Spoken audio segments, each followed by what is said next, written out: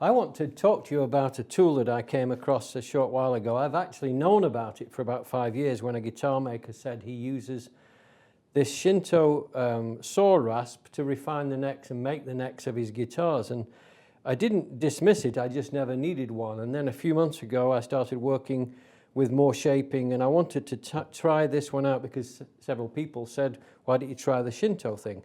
So I did, I bought one, and what I have is, I was amazed really at how functional it was. It's got big teeth on one side and small teeth on the other side. So, and it's joined together. It's got this diamond striation in there, that the diamond pattern, and then it's riveted together with long rivets that pass all the way through. And it's really robust. It looks very utilitarian. It's not a pretty looking piece of equipment, but it works very, very nicely. It's got a decent handle on it. It's got a good firm grip when you're using it. So I want to just walk you through a few small details that I've found it very useful for. I'm making a cutting board here. If I take the coarse side on here, you'll hear how aggressive it is, listen. But look how much stock it removes. It just takes it right down very quickly. So if I want a radius on this end, I've got my 45, drop my hand, and I'm actually going very lightly. I'm actually holding this back from penetrating too aggressively up onto the end grain, and I've actually got a very nice shape on there. So I turn over, so I've gone from the coarse side to the fine side, and I just refine that a little bit like that. And that actually, if I went with sandpaper on a stick like this, that would refine it in a heartbeat. I generally might go for a file, just a fine flat file to refine it, and this is now shining back at me. It's got a very smooth surface on it. So that's what I've been using this for that and a variety of other things.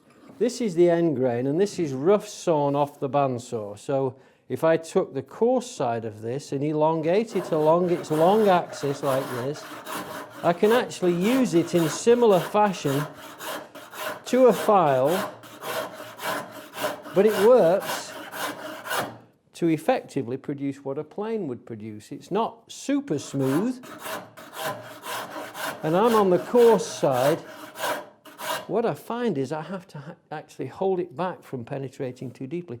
I switch over to the fine side and refine that shape, and I'm amazed at how effective that is. Let me lift it up here and show you what I would do. I'll do it on your side. This is my coarse side. I want to take this off, and I want to make it a half round across the end of this cutting board. So I take my rasp at 45 degrees in both directions and push all the way through. And surprisingly, it's taking off an even parallel 45-degree angle. Now I'm lightening up on my stroke. So I'm refining it just by lightening up. Then I drop my hand and come in on that hard corner. Go a little bit lower. Watch what happens now. I lift up, lifting, over onto the top corner here, that hard corner. And I've got my round over done, and it's really very neat. It's not ugly at all. I've switched my rasp over to the opposite side to smoother. So this is the finer teeth working now. I'm ready for sandpaper now. Now if I take this to minimize the use of sandpaper, if I take that smooth side now and use it with my hands this way instead of on the handle, and I refine the strokes, I'm using the length of the rasp to straighten out the board, the corner, and I've got this lovely round over on there. It's very nice. What happens on long grain, it's just the same. There's very little difference here.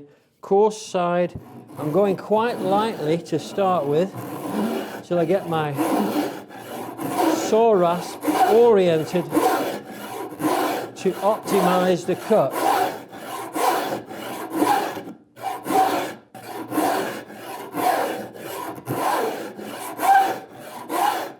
switch over, back to the course. The nice thing about this is it works for left-handed and right-handed people equally. Whereas a rasp, you have to have them handed according to your dominant hand. With this, it works well for both people, or both types.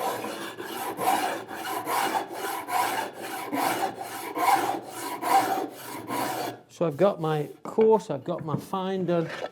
If this grain is rising up here, I'm going against the grain. So I'm turning around and I just work that grain. I can hear the difference. I can feel the difference. Now what do you do on the corners? Here, I've got round on here, round on here. It's just the same. Just go with the fine side this time and knock off the corner at 45 and then work it into the other adjacent faces and then round it.